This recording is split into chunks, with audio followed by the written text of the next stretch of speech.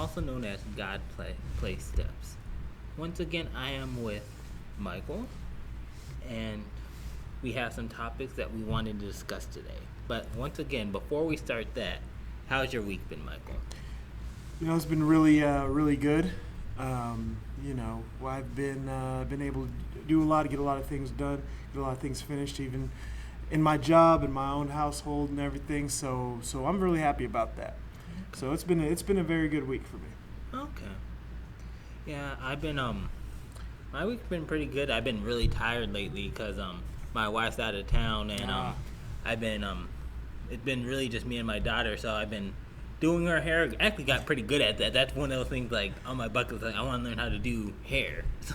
That's funny. That's the first thing I was about to ask you. Like, what's it like as far as the hair situation? Yeah. You getting that down? Yeah. I mean, today it's a little frizzy, but I actually sent her to my parents' house last night because I had to be at work at 8:30, and her daycare, you can't check her in until 8. So, no, 8:30. So, I couldn't do that. So, my parents had to check her in today. Okay. But for the most part, my mom saw me doing her hair yesterday, actually, and she was actually like, wow. It was just more so practice, though. So, I made it work, though.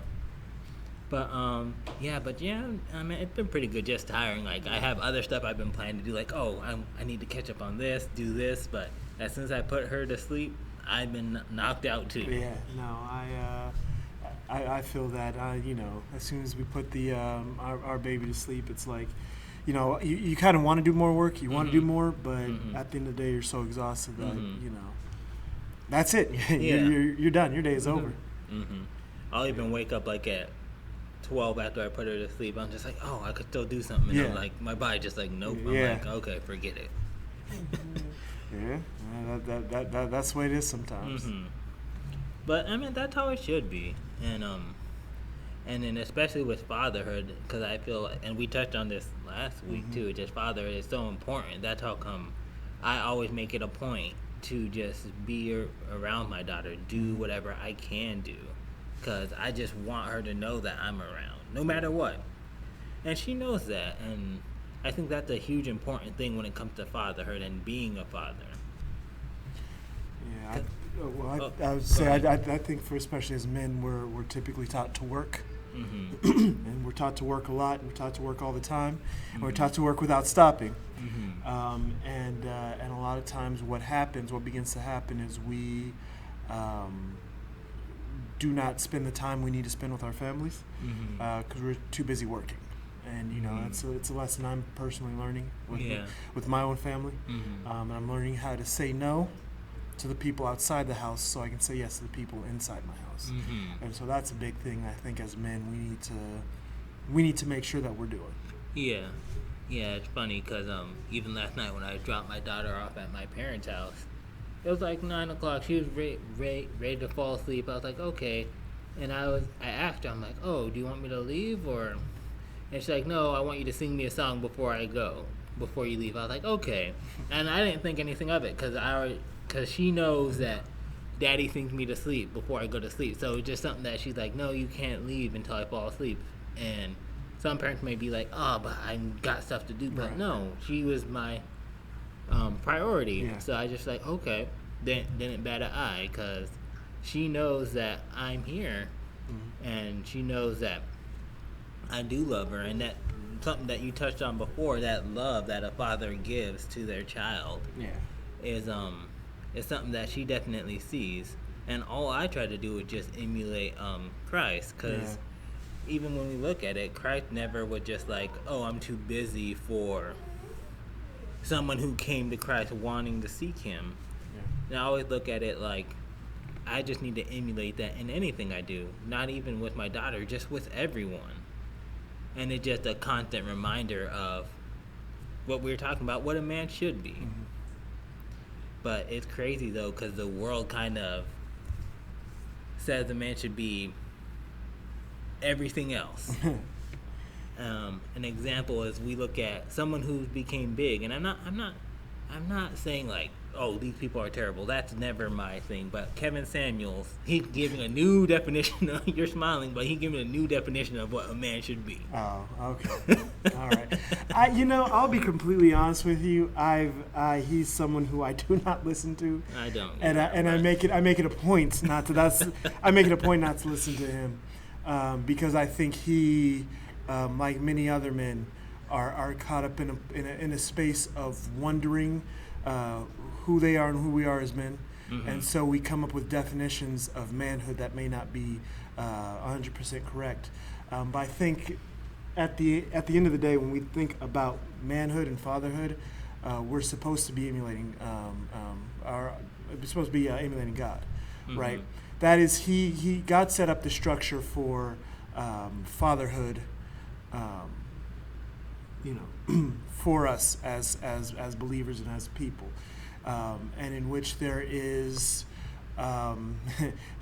chastising his people, and in which there is, being strong, he chastens who he loves, and then there's the caregiver, the nurturer, as well. And so as men, we can't focus on the chastising part of it, the hard part of it, you do this or the be a man, and not catch the nurturer, not catch the caregiver, or not be the caregiver, not be the nurturer, and so that's I think for a lot of men who do not have that, they're confused at what fatherhood and what, of course, manhood is, and so so they say certain things, they do certain things, that are harmful to the people around them. Yeah, definitely, especially if they don't understand that foundation, or even know who the true father is, who provides us that example. But if you're looking at what the world has for us, they're going to be confused, definitely.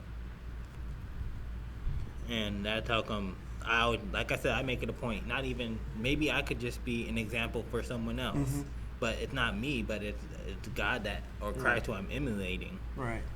But another thing that I noticed too, men say lately too, when you were talking about the nurturing and caring, we're so far from that if someone is nurturing and caring, or even if more so caring and taking care of their spouse or the person they're with, they get called like a simp or something. It's just like, where did that even come from? I have my thoughts on that, but I want to know yours. Like when people say like, oh, just because you're catering to your wife or just loving your wife, now you're a simp. Like, what do you think about that?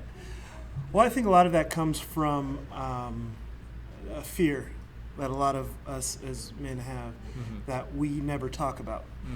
And that fear is a fear of not being man enough, right? So you take that fear and you take this definition of manhood that floats around as being hard, being tough. I'll say this. I know I'm probably going to get judged by anybody who's watching this, but who one of my a role model, someone who I looked up to. Of course, I had my father. He was a great role model, and I learned how to love my mother because of what he did.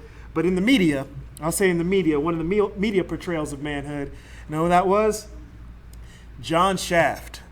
I don't know if you've ever seen a Shaft movie or anything. There was a time where, when I was younger, and I was thinking about this, how crazy this was the other day, that it was like, he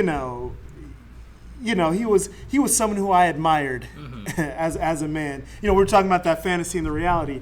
That was someone, and of course, fortunately for me, I'm not stuck still admiring him. Yeah. Because my father was around, and he did teach me so much, and he did teach me a lot. And he taught me how to love my wife as how he loved my mother, right? So, but just thinking about all the things, Shaft was this, he was real cool. He was even to the point where I would say he was a womanizer. He was, all these different, real tough, real.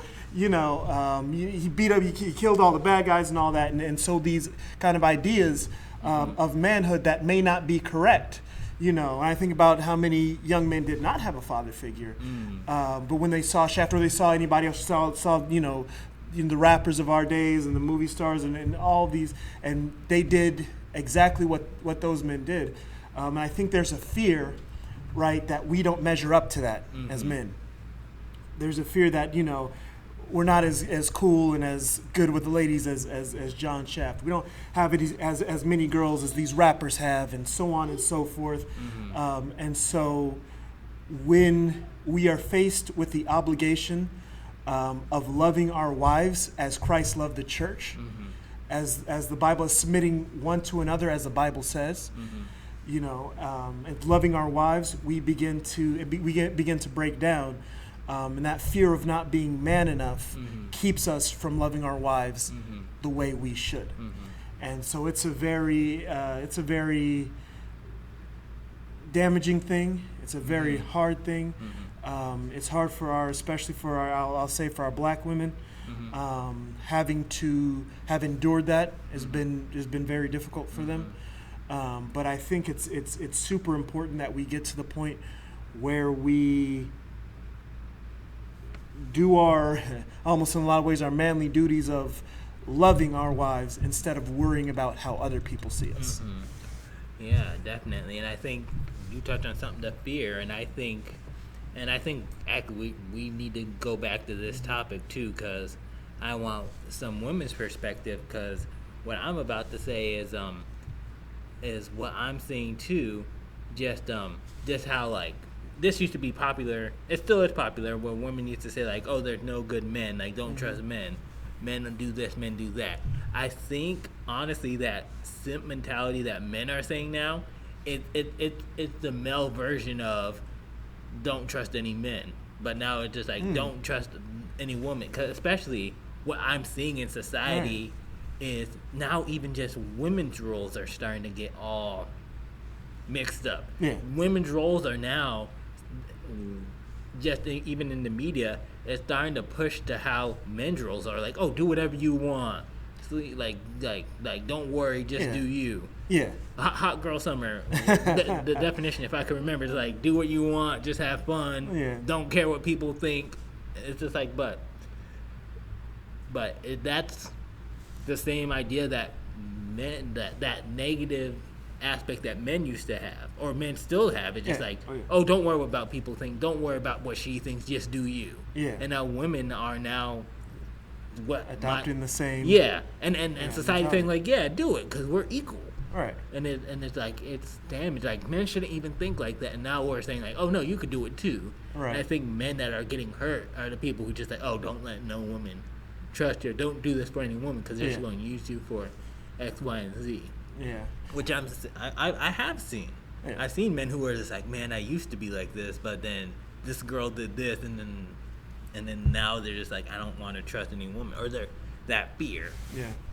And now a lot of it, I think, of some of what you, from what I can see, from what I can understand, a lot of kind of some of what you're saying goes back to something else we've been talking about the last couple of weeks, and kind of the whole mental health thing, and being in a place where, because we're all hurt in some way, right? As I said, we're all flawed human beings, and so because we're all flawed human beings, we've all hurt someone, and so we're all hurt in some way, and we have a choice. We can either hurt other people to try to feel better about ourselves, or we can heal. I think for us as people, again, especially as black people, African Americans, it's been easy for us to hurt each other instead of heal. So when you have that moment where you feel broken, where you feel hurt, she did something to you, he did something to you, right? Instead of healing, instead of saying, well, that person might have done something to you because they're dealing with their own issues. And so now I can forgive, I can move on, right? I can be a better person, right? Instead, we decide, nope, I'm going to go, I can't trust no woman. Don't you trust no woman. Don't you, you're being soft if you listen to your woman, you know what I mean? Don't give her your money. Don't pay for her meal. She should pay for yours. Right. Like, yeah. These women try to blame, and so, you have people who are hurting, they want to continue the cycle, and unfortunately, it's that's what we continue to have until we start healing. We're going to continue to keep hurting each other. And that's how come too. It's also just we can't lean on anything else but Christ, because if we don't, then we will continue hurting people and doing what feels good for us. Like, oh, well, it makes sense if they hurt me, I'm gonna hurt them, or if I'm hurt, not to trust anyone. It makes sense, and I'm not gonna lie, it does make sense. But is it the right thing to do? And I think a better way of saying another good way of saying it, let me say it that way, is that what God intended for us? Going back to loving each other, that's right, what He wants us to do. And submitting. When He saw Adam in the garden, and He saw that Adam was lonely, did He intend for Eve to hurt him? And as He gave Eve to Adam, did He intend for Adam to hurt Eve? And so I think that the big thing that we are missing is this is not how God has intended our relationships to be. You know what I mean? And so we, that's something I think that we miss. Yeah, definitely. And the fact too that even when we make a mistake, or even when we do fall, we want to blame, like how you just were talking about. A good example was just with Adam and Eve. As soon as they did what they did, Adam quickly said, "Oh, it was her. Don't look at me. It was her." Yeah. He said, in fact, he said to God, "That woman that you sent me." He blamed Eve. He blamed God. He blamed And again, that's not. He didn't do his job as a man. Yeah. Like, let's be real. He didn't do his job as a man. And so that's how you have kind of that. What happened there.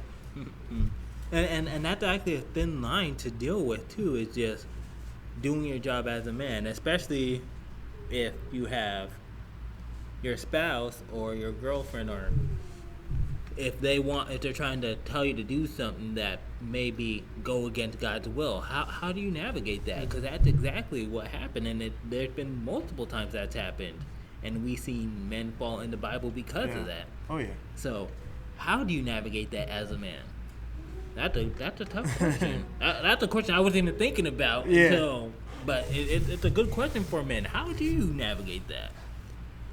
And one thing I could think of is just knowing God and just knowing where you stand and trusting in God. Because sometimes we feel like, man, if I don't say yes, or if I don't do what this person wants, then it's gonna be a lot more problems, a lot more issues. If I just say yes and get it over with, then it's done. But if it's going against God, then you're going to think it's done, and you're going to make stuff a lot worse instead of just trusting in God. Because why are you worried if you have your faith in God? Why are you worried about the outcome if you're going to trust in God's word and what He said? And that's something easier said than done. Because as I'm saying, it's just like you're like, yeah, that's exactly what you should do. It is, but do we do it all the time? No, of course not. But to that end, again, we're flawed, and we are a work in progress. I know people like to use the old adage, "I'm not sinless, I just sin less." And so the whole idea with that is that every day we should be getting better, right? Every day we should be trusting God more. Every day we should be doing more, in the body of believers. But it's. A lot of it is not leaning to our own understanding. A lot of it is not trying to do things the way we feel like we should. Again, when it comes to the ultimate father figure for us as men, God modeled that. Right? When it comes to the ultimate husband figure, God modeled it in how He loves. As we say, love our wives as Christ loved the church. So it's not that He puts us out there, and when we're talking about, how do you navigate that? It's not that He puts us out there without instructions, right? And it may be difficult to do because as fathers, going back to that you're a simp if you do certain things, you're soft if you do certain things. There's a fear that if the boys want us to hang out, and our wife wants us to stay home, there's this huge fear that if we stay home with our wives, we're being soft. We're getting told what to do. When what Christ expects of us is that we sacrifice. So that might be sacrificing time with the boys, right? You know what I mean? You that means you don't get to hang out with the boys because your wife needs you. That's where your first priority is. And you said something perfect.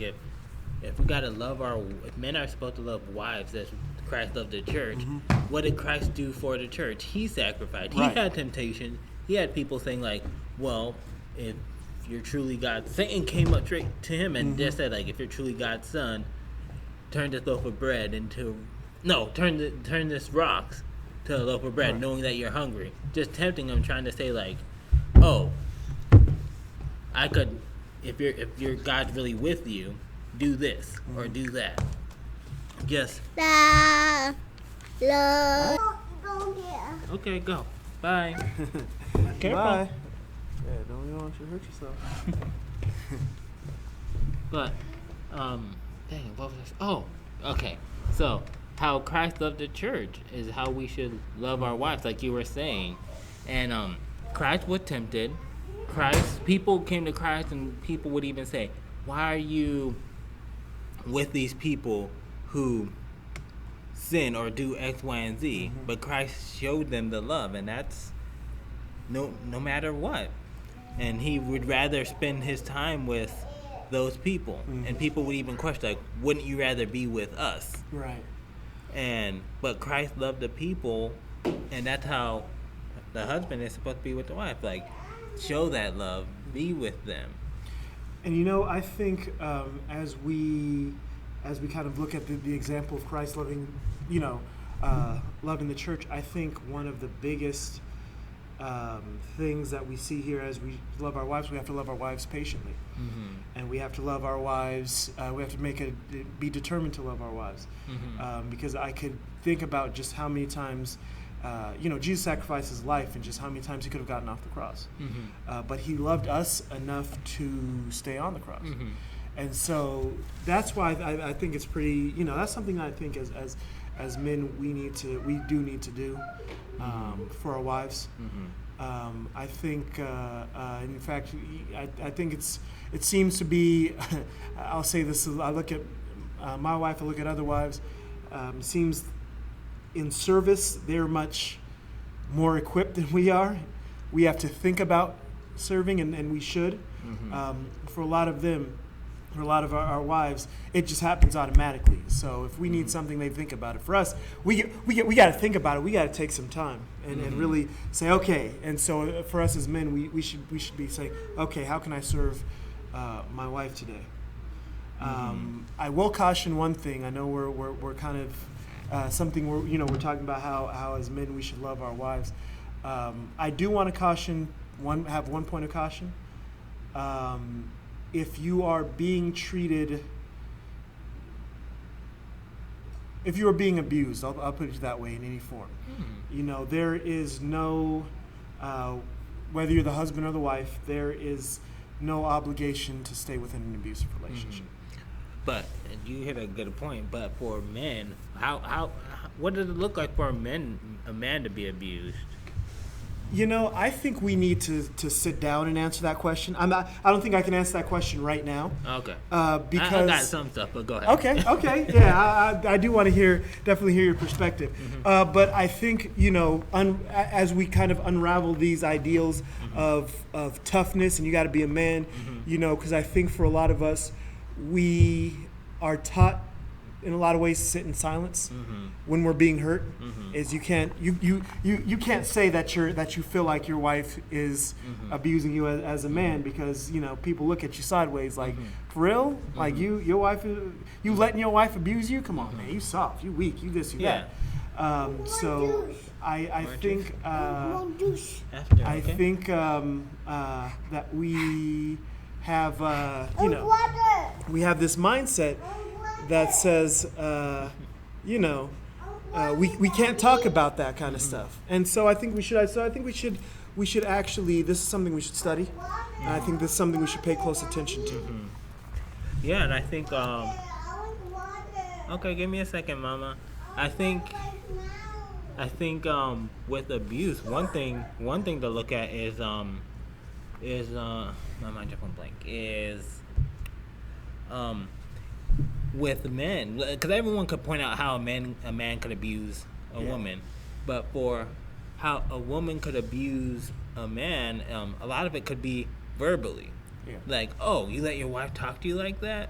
And sometimes too, you don't know what to do, especially if they do talk to you. You just kind of, what, like you just said, you deal with it in silence. Just be like, okay, this is how it is, or this is just what how things should be. When if a woman is making you feel bad or talking down to you, even when you're not even doing anything, then it's those things are just like, oh, if you were a real, okay, I have some examples. Give me 1 second. Let me get her some water. Okay, come on, Mama. Let's get some water. Bye. Give me some water.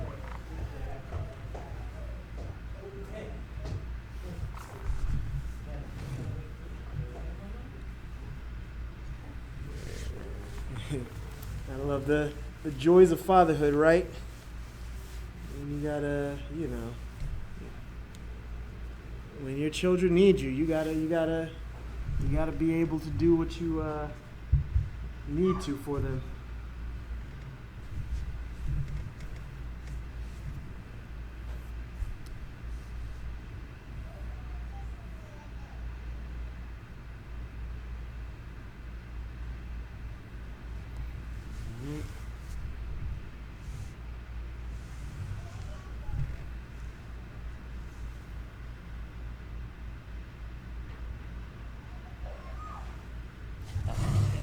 I got you.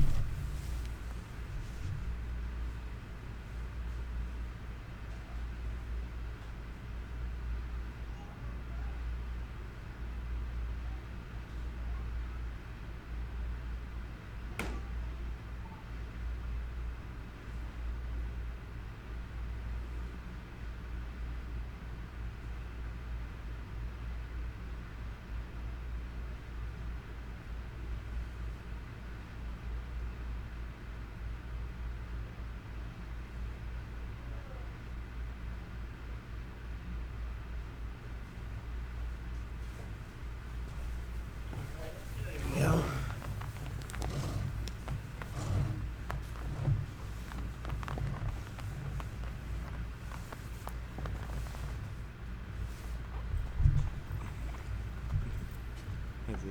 Get a quick water break in there. Yeah, but Quick water going break. back to going back to what we were talking about, girl. You think you're funny? Okay, going back to More water. want more water? Give me a second, okay? Can you wait? Can you watch 2 songs? Okay. I want to try. Okay. Do you need help?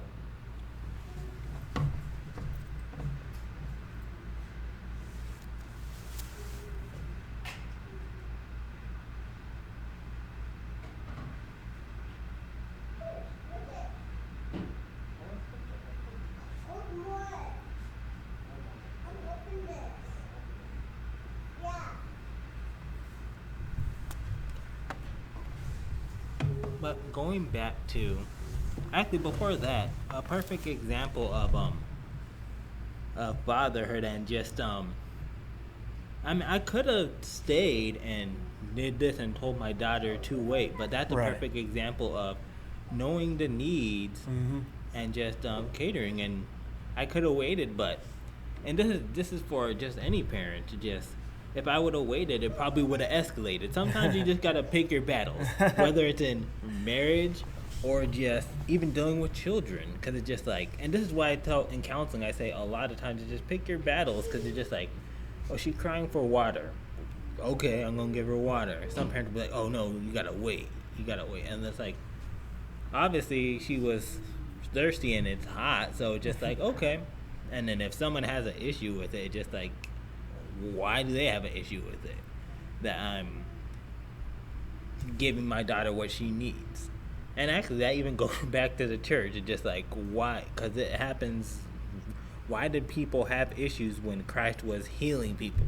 When Christ was ministering to people? But people still had issues. Yeah. No matter what. And I think that even tied even to loving your wife. Like, why do people have issues about loving your wife? When you just cater to someone, give them what they need at that moment. And someone wants to say, oh, well, you shouldn't do that. Well, why is it affecting? But that's just human nature, because that's what Christ did for us. And people still were like, oh, well, why are you with them? But I mean, that's a perfect example. But going back to men that are, men that are abused, or it just verbally, if a woman could say like, oh, you're never gonna amount to anything, or I can't count on you on anything, or you're no good, you're this and that.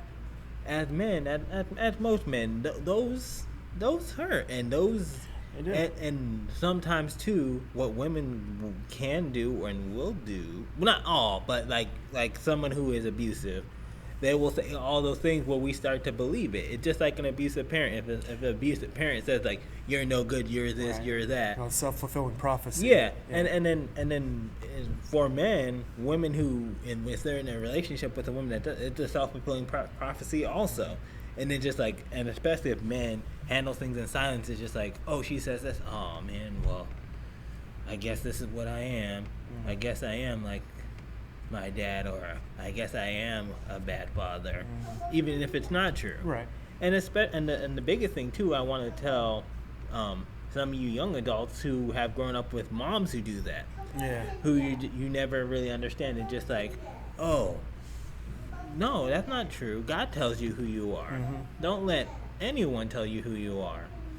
Because especially if you believe in God, no one could tell you anything else. No one could say you're no good, you're not gonna make it, never gonna amount to anything, because God already says you're perfectly wonderfully made, and He made you based off His image, and all that. If you rely on Him and trust in Him, all things work for His good. And then so we can't listen to what people say. But going back to that abuse of women will belittle men and just abuse them with words.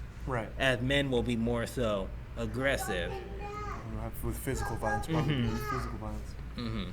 And it's just like, what do you do? How am I supposed to tell someone that, oh, my girl said this about me? Like you said, they're gonna be like, oh, you better do something about it, or are you gonna let her talk to you like that? And it just like, and sometimes too, our friends will even laugh about it. It's the same. Oh yeah. It's the same as honestly, it's the same as when women get abused, because women will be like, oh, well, you should just leave him, you should just do that and that. And men do the same thing, like, especially if like, oh man, she said this and did this, and men will be like, they almost joke around about it, and then you kind of feel like you're stuck. You're just like, oh, okay. Yeah, no, and that's another thing. That's another, I think, issue, is that for men it's seen as a joke. They get laughed at. For men, it's very, very, very serious. For women, we have places where women can go when that happens. For men, typically we get laughed at when that happens. And a couple things. I think one, going back to the whole, why do men call other men soft or whatever?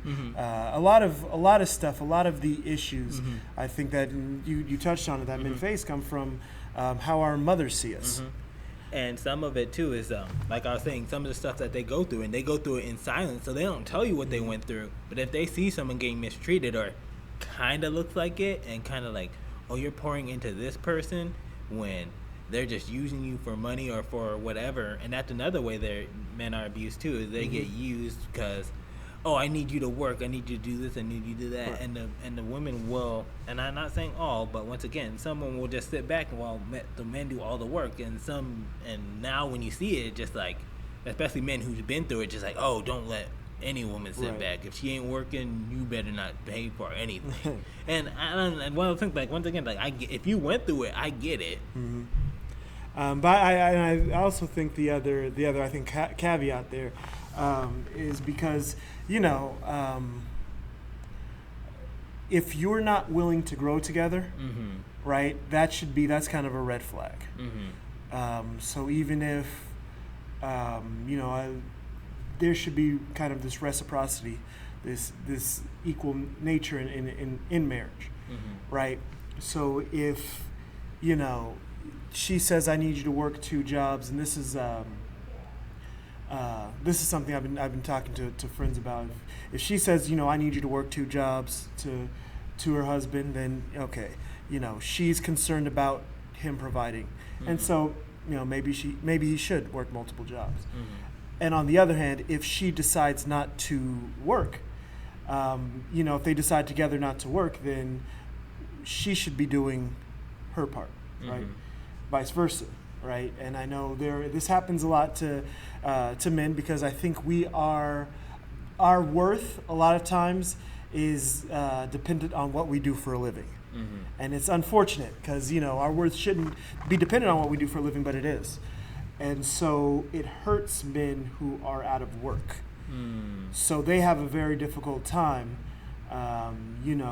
with their self-worth and a lot of things when they are out of work, right? And if they are in a place where, the wives work and the husband doesn't, then, there's some things the husband should be doing around the house. And if you have that reciprocity, if you have that, if it's a working system where we all put in and we all take out, and we all put in and we all take out, then you have a functioning, I think, a marriage that's functioning well. If it's where I put in and you don't necessarily put in, or if it's you put in and I don't feel like I should have to put in, then that needs to be that needs to be, I don't want to say fixed. I don't want to use the term fixed, but that needs to be worked on. That whole idea needs to be worked on. And going back to, I think we were talking about, kind of this abuse of men that happens. That's why I'd say we really should talk about it, because when is it? When is she requiring from me to be the protector, provider? When is she going to the point where it's abusive in some ways? And also, can I talk to her about it? Can I say, what? If I'm look, I'm working 2 jobs and I am tired. I need a little bit more help from you. I need a little bit more help on your end. And she can say, all right, well, what do you need? And we can talk about it and we can grow. As opposed to, well, this is your job, you should, and you're not growing from that. Yeah. And on the other end, if as wives they come to their husband and says, hey, I need this from you. And if you can say, okay, well, what do you need? How can I help you? Then you can grow, as opposed to she comes in and says, I need this. Like, nah, I already give you enough. I already do enough. You don't need nothing else, right? And so I think that is we should have a mindset of growth within our marriage, and we should every day be as every day we're becoming better. We should be becoming better as spouses to our husbands and wives, and that's the bottom line. Then we can take away all the kind of the Kevin Samuels, and I think Derek Jackson is another one. I'm like, I haven't heard of. I've heard something like I can't, because he's on the other side. He's like, as men, you gotta do this, you gotta do that, and I'm like, I don't know, Derek Jackson, I can't get with you either.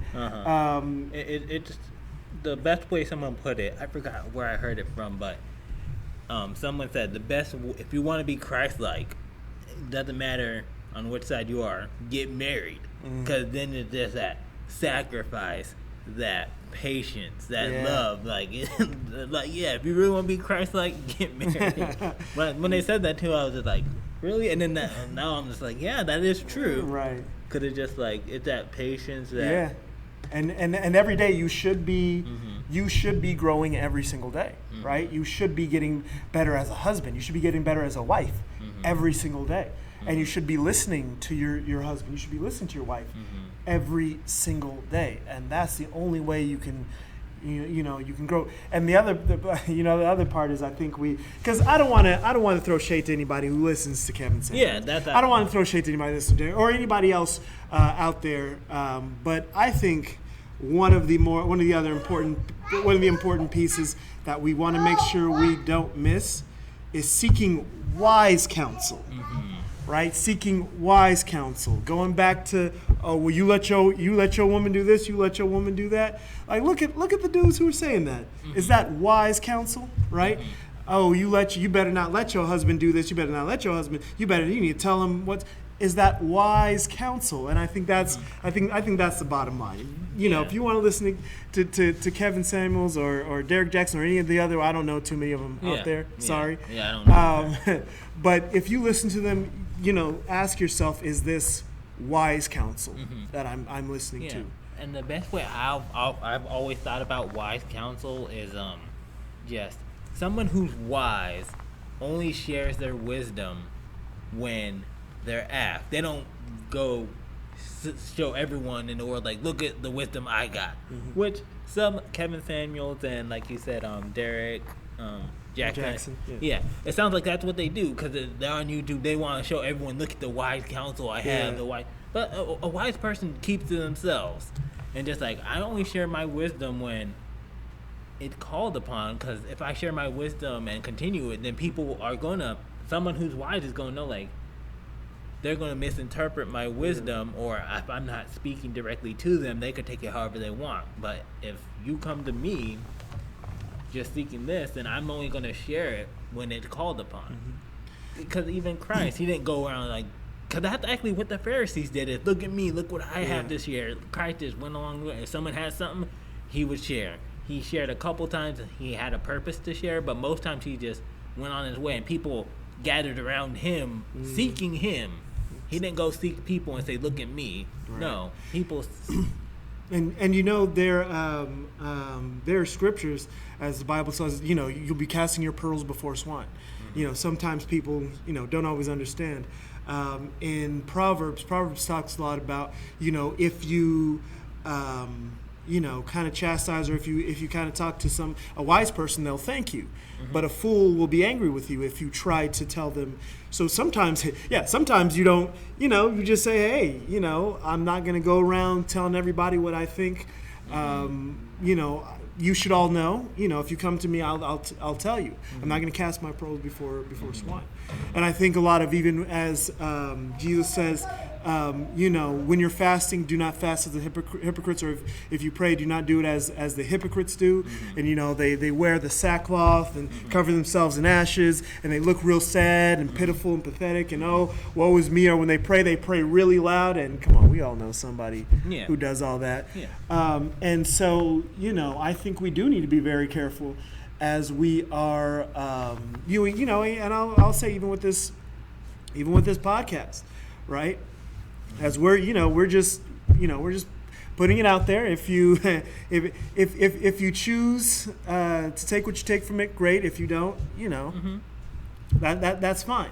But you know, especially for me, I'll say for me, you know, the boast doesn't come from myself, because even I'm a flawed human being. So I'm not going to sit here and say, I've got it all. Tell you, I've got it all. Tomorrow I'm going to learn something that I didn't know today. Tomorrow my perspective is going to change a little bit because I'm going to educate myself more than I've done today. And that's the whole thing with our walk, even just with Christ. Because I remember, I think I was like 20, maybe 21, but a guy I looked up to, I just went to him for counsel because I was just like, yeah, I'm on fire for God. Everything's good, but I feel like I could do more. I want to do more. And what he said is something that I'm always going to remember. He's just like, that's good. You always should feel like you could do more. Always can learn, like you're saying. The time when we feel like, oh, we got it all together. I learned as much as I need to know. That's when you're going to fall the most.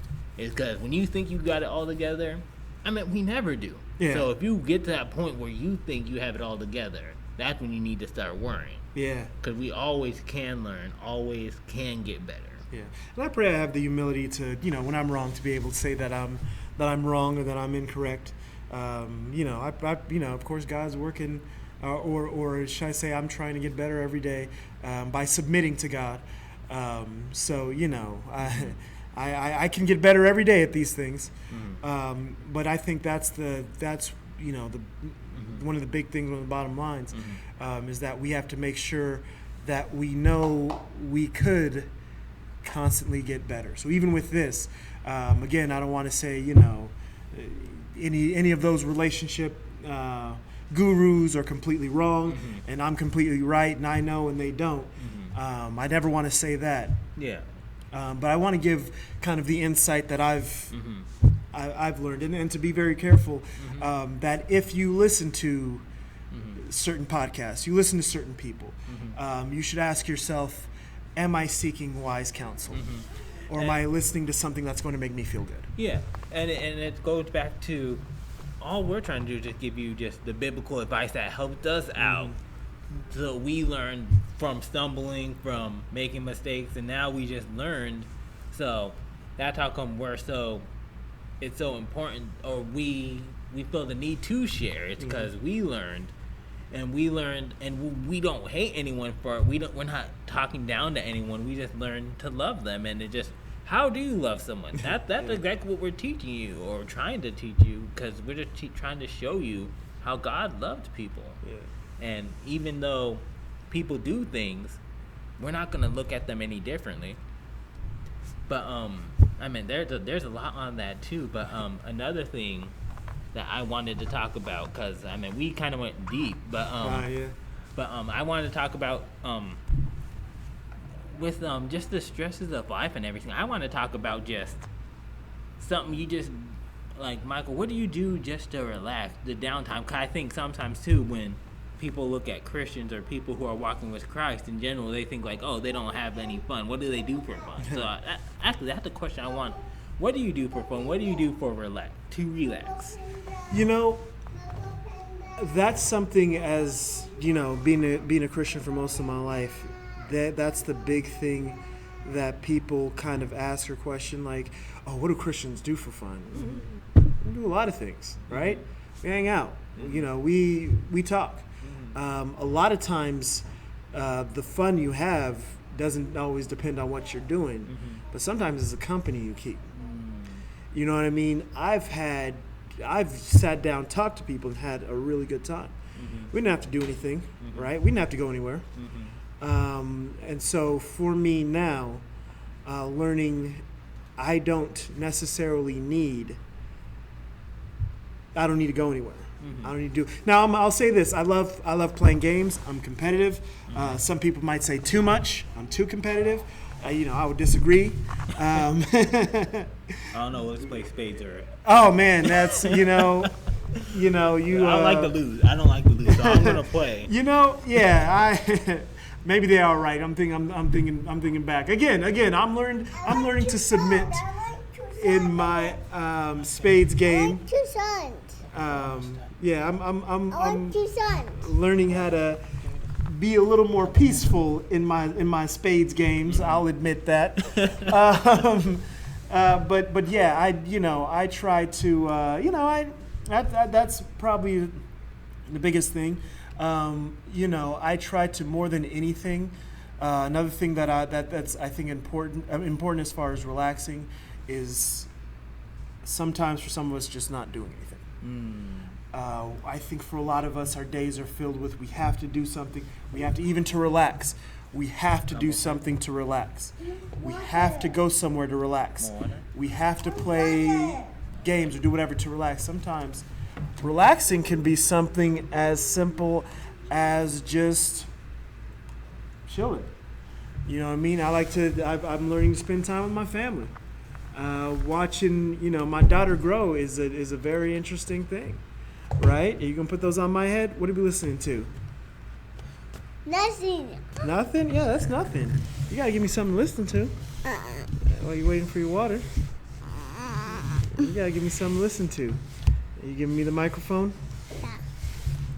I don't want it too close to me, so we can put it back in the middle. You want me to put it back in the middle? All right, put it back in the middle. I definitely agree with that. And one thing, you want to sit with me? Yeah, and I can just say, like, with my daughter, even like with moments like this is just, as I spend time just watching her, she's, she's 7 months, so she's in a place where she's touching things and she's figuring out what things are and she's learning, right? And so that's very, very, interesting. And just being able to just sit and just watch, as I'm sure you do with your daughter. Water, Daddy. Yeah, I think one of the biggest things too is like Uncle, you my just said. water. I think everything you said I could kind of mimic too. It's just like just spending time with people, just enjoying things. And one thing that you said too that I actually wanted to touch on too is when you were talking about space and being too competitive. Kevin,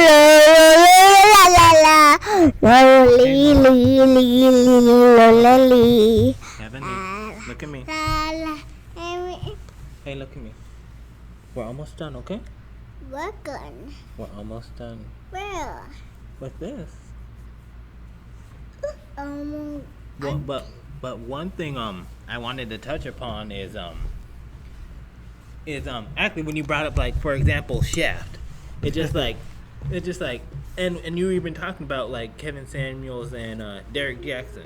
My thing is too, as Christians, is it okay, like, for entertainment sometimes it's just like, can I watch some secular stuff for entertainment? Yeah. Like for me, for example, sometimes I'll watch, and I'm not like too extreme, but like I'll watch something and I'll root for a bad guy. Like, oh, they did that to you? Like, 'cause I know it's just fantasy, but I'm like, they did that to you? Oh man, yeah, you need to get them.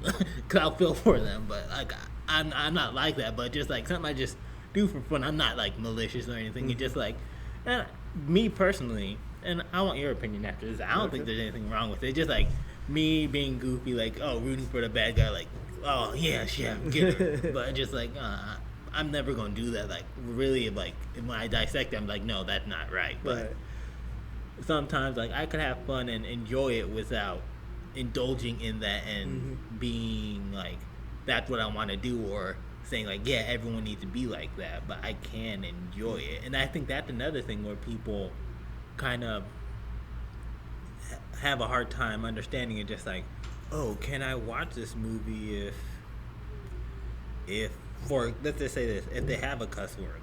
Like, me personally, like, I stray away from most, but if one does happen, I'm not gonna be like, oh my gosh, cover my ears. Cause me personally too, as a therapist, like, especially if they're doing it to express themselves, like, okay, I get it. But sometimes too, cause I stray away from this when they just do it as jokes, like cussing jokingly and stuff like that. That's why I'm like, nah, I don't. I was like, nah, that's not me. Yeah. It's just like, as for humor, I'm just like, no. Yeah. So this is a topic I don't think we have time for tonight, because there were. I'll say this: the high school I went to a private Christian high school, and they were Pentecostal, and they believed that you weren't allowed to have a television in the house. And I'm not going to say all of them were 100%, but there was a lot of talk, at school, and with a lot of things we did. It's like, you couldn't talk about TV shows at school, right? You couldn't. They were saying, you have to, and it seems very extreme. I never. That was never my family. That was never my house. Yeah. I have all the Netflix, Hulu accounts, so I'm not gonna sit up here and be like, yeah, that's what we should do. Because it's when you start on that road, where do you end? And I'm going to say this. I'll say it like this. Think about music for a second.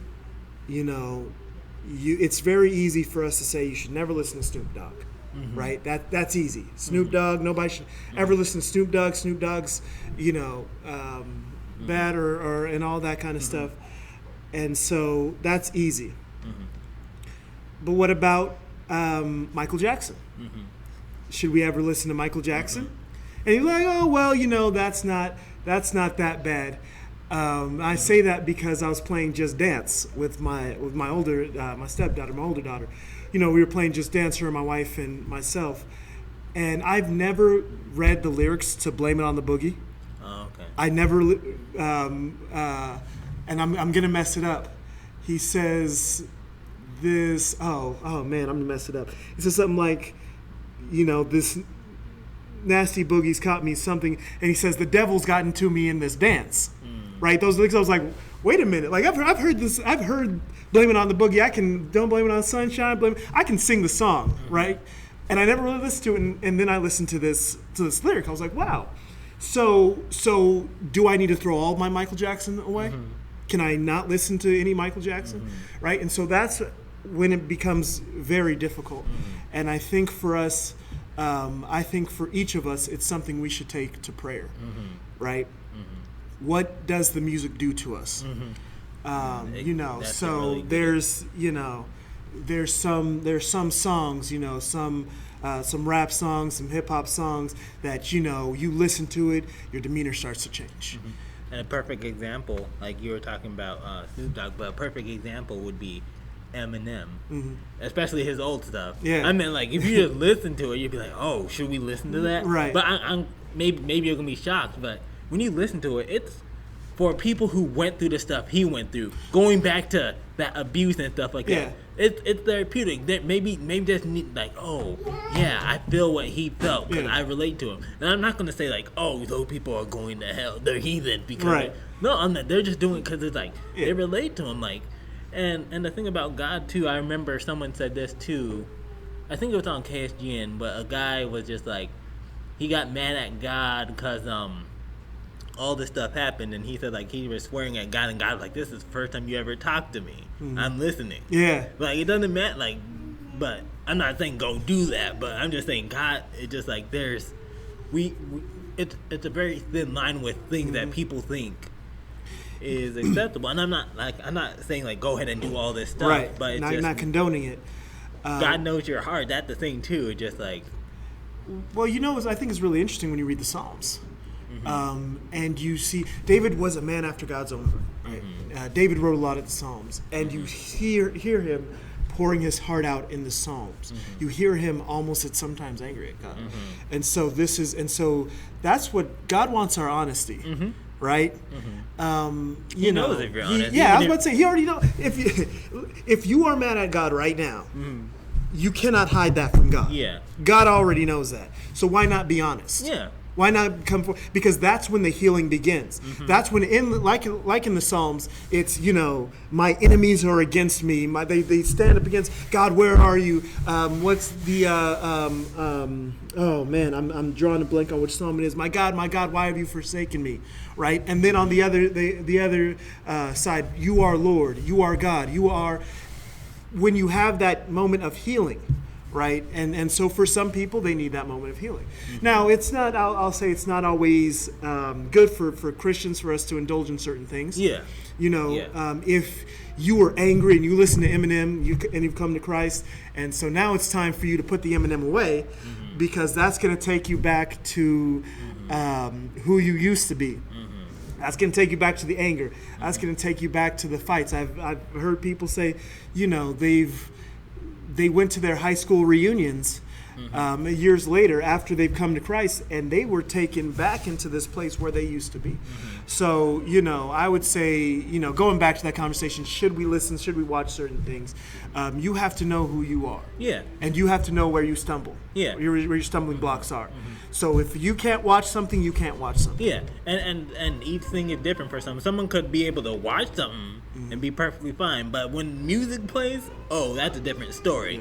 And we know what those triggers are.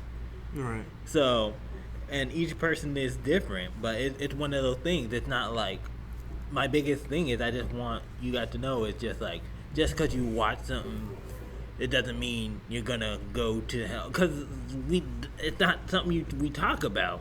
And that's how come I actually asked that question. Is like, well, what do you watch? Like, that's how come I'm happy to share, because that's something that gets mixed up in the church. Like, I need to be holy all the time. Which, we gotta be Christ-like.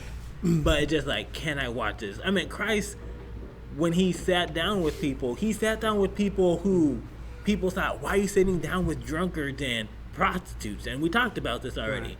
It's just like, okay, so he didn't care who he hung out with. He just poured into them. as I think you said something interesting. Of course, our pastor has the sermon series, "Holiness is not an option." Mm-hmm. So I mean, we are supposed to be holy, Yeah. all the time. Mm-hmm. But I think the number one thing that we have to realize is, what does that mean to be holy all the time? So if you haven't looked at pastor sermons, go back and take a look at the messages. They're all on YouTube, ECF Online. They're all on YouTube. So go back and take a look at them, so we know what holiness means. Because again, what did the Pharisees think holiness meant? Holiness being when you're fasting, being in sackcloth and ashes, you're being really loud in your prayers. That's what they thought what holiness is, and that's not what it was. Mm-hmm. So let's not rely on our definition, essentially, of holiness, and let's learn actually what true holiness is. And of course, like I said, as Christians, the Bible also tells us to abstain from the appearance of evil. Mm-hmm. So, we gotta be very careful about certain music, certain TV shows, certain things. Mm-hmm. There's that line you could cross, like if you're like watching something that's like demonic work, like then you're like, okay, come on now, you know better. We get to a point. There's some stuff that's not on the thin line. Yeah. But there's some other stuff I remember, growing up. And, going back to spades, we played cards all the time. Grew up playing cards. And a lot of their houses, they were never allowed to play cards because cards were synonymous with gambling, and that was a sin. Mm-hmm. So for a lot of people, they would say, oh, don't have, or if you had a deck of cards in your house, be like, oh, those sinners, because they have those deck of cards. And so that's something that I think we have to be really careful of. And I think bottom line, once again, take a look at the sermon series, "Holiness is Not an Option," so that we know what holiness is, and so that we can act accordingly. Mm-hmm. Yeah. But I think actually, we could go on and on about this. This is a question I don't think we can answer right now. But I think it's something we could definitely touch back, and I want to hear more people's opinions on this, because it's just what do you like? Now it dives into the more, what do you like? What do you do? Is it just a more personal experience? Mm-hmm. You ready? Oh. Okay. And that is the sound to wrap up for tonight, right? All right. I'm not sleepy. You're not sleepy, okay. But we're about to pray out, okay? You ready to pray? Can you pray? Sure. I go home. Yeah. You show us how you pray? Thank you, God. Thank you. I don't know how to say it. You don't know? You're getting nervous. Thank you, God. I love self. And thank you, God. And can other. Not can. What's it? Okay, you want me to pray, Mama? God. Not can other people. And oh, okay. God. Amen. Amen. I'm gonna go home. Okay, let Daddy pray real fast, okay? Okay. Show us how we pray. Thank you, God, for this opportunity just to share your word and just share your wisdom that you've given us. Lord, I just pray that as we spoke, it just touched the listeners, Lord, as it touched us, Lord. Lord, I just continue to pray for everyone who's listening, Lord, and just everyone in this church family, Lord, and in our biological families, Lord, our friends. Just pray for everyone in the world. We need you, Lord. Lord, I just pray that you just give us understanding. I pray that you just show your will in our lives, Lord. Let us not go left nor right, but be on a straight line to your goodness, Lord. Show us what holiness is, Lord. Let us walk in holiness, Lord. Let us not walk in anything else but what you call us to be, Lord. Lord, I just thank you. And we just thank you for all you've done and all you continue to do, Lord. In Jesus' name, amen.